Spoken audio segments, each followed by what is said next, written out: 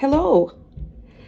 Today we're continuing on with our study, and we're going to continue to say a few more things about the word or the logos, the memra. The 6 things the rabbis had been teaching about the memra are true of Jesus of Nazareth. The origin of the rabbinic concept of the memra, as I mentioned already, is how the Old Testament used the noun davar. This Hebrew noun, which in Aramaic is memra, has a dual meaning. This is the rabbinic teaching about the word. It denotes what is spoken and what is done. There's an action. The word is active. It's living. It's sharper than the two-edged sword, it was said. Rabbi Julian Sinclair adds another connotation.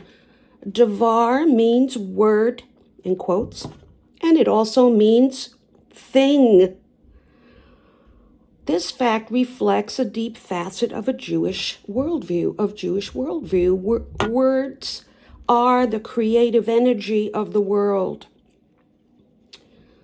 And we need to take that to heart, that when we speak, pray the word of God, it's active, it's living, it's sharp.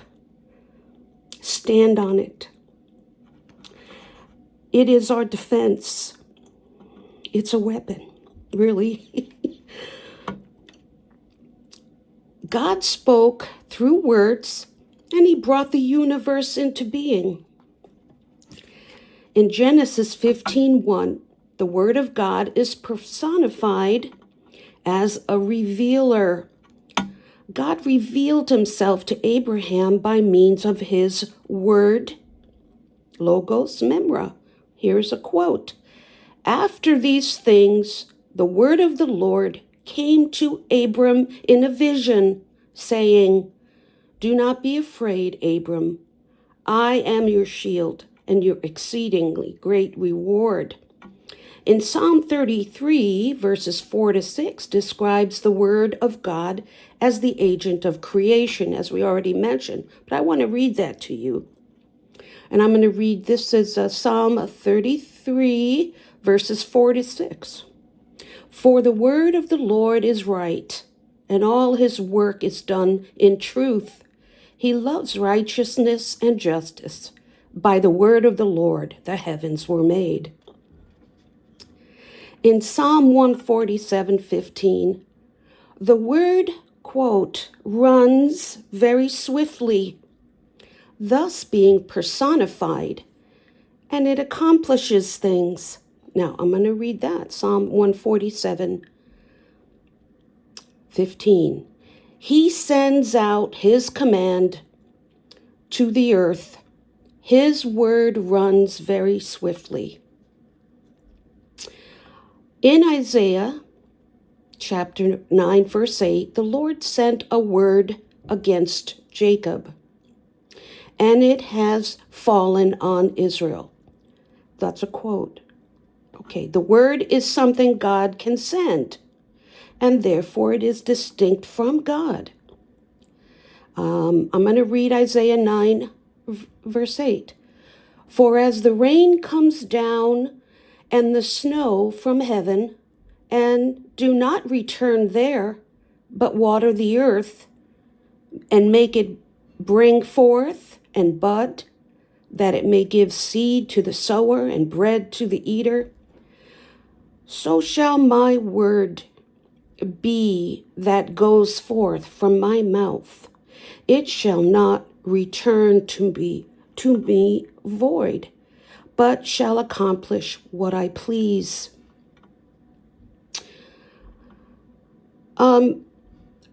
Isaiah 55, verses 10-11, pictures the word as coming and going.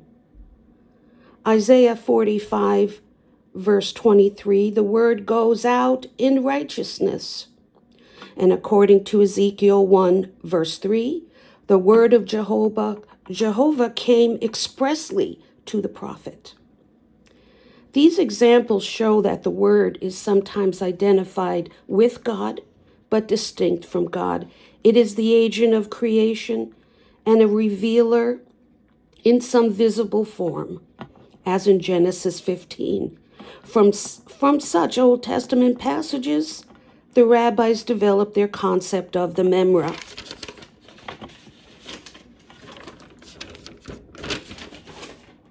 With all this in mind, the first verses of the Gospel of John, John's prologue, can be summarized in 4 simple points.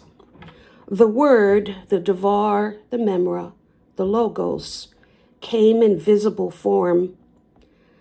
Sadly, the world in general failed to recognize him, and even more tragically, his own Jewish people failed to recognize him as well.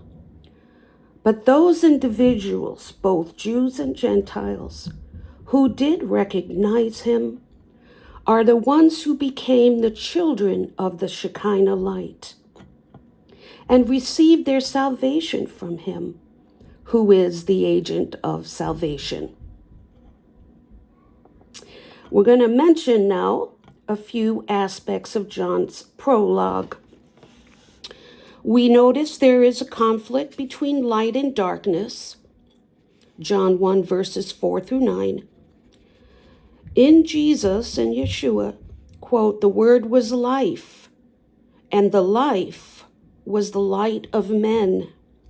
It is a light that shines in the darkness, and the darkness apprehended it not. John 1, 5. It was the true light, even the light which lights every man. That's John 1, 9. Thus the Messiah is both the source of life and the source of light. The other phrase to mention in John's prologue is the only begotten Son of God.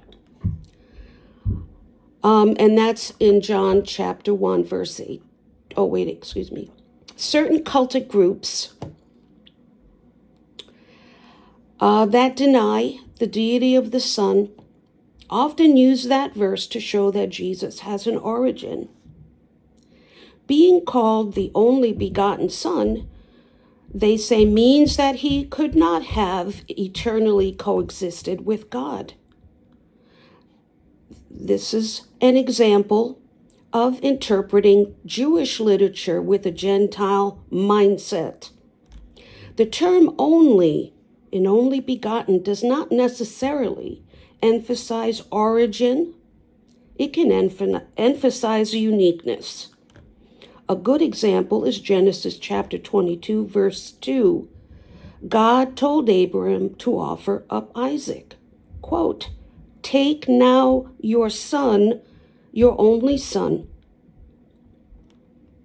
Okay, we know that Isaac was not the only son of Abraham. Ishmael was a son. Did God have a memory lapse here? No. Later on, Abram would be blessed with 6 more sons beside Isaac and Ishmael. Therefore, in this case, the word only cannot mean origin. So in what way was Isaac Abraham's only son? In the sense of uniqueness, not origin. Isaac was the covenantal son, as the Abrahamic covenant would be sustained only through him, not through Ishmael or any of his brothers. He was uniquely Abraham's son, his father's covenantal son. The Messiah is not the only one referred to as the Son of God. Angels are called sons of God in Job chapter 1, verse 6 and 38, Job 38, 7. Israel is called the Son of God in Ezekiel 4:22 and Hosea 11:1. Believers are called sons of God in Romans 8:14 and Galatians 4:6. However, Jesus is uniquely the Son of God because of his eternal preexistence. As long as the Father existed, he existed. He was in the beginning with God, and God existed for eternity past. Jesus is the Alpha and Omega. Jesus and the Father exist contemporaneously. Now, the next concept that we need to mention is that some cultic groups try to deny the deity of Jesus on the basis of John 1:1, where it says, "And the Word was God." In the Greek text, there is no definite article before God. So, they claim that it simply means a God. Their point is that Jesus is not the God, but was simply a God, in the sense that all human beings can become a God. Therefore, Jesus does not share the eternal deity of God the Father. That's their philosophy. However, in John chapter 1, verse 18, there is another verse that has a clear reference to both God the Father and Jesus the Son, the only begotten Son, and that is John 1:18. And if the cultic group would be consistent with their own translations, they would also need to put a definite article here, but they don't. Let me read it to you. No man has seen God at any time. The only begotten Son, that's the Son, who is in the bosom of the Father, he has declared him or revealed him. Obviously, the word God in verse 18 is a reference to God the Father, because the Son is mentioned in the next phrase. He is distinct from this God. In the Greek text, there is no article, as I mentioned before, God here either. Yet those who translate the verse as a God do not translate verse 18 to read this: "No man has seen a God at any time," etc. To be consistent with their Greek grammar, they would have needed to do it that way. But it contradicts their argument. The lack of a definite article does not mean a God. The nature of the Father is that he is divine. The nature of the Son, or the Word, is that he is divine. The text reads correctly, as all translations have rendered it. The Word was God.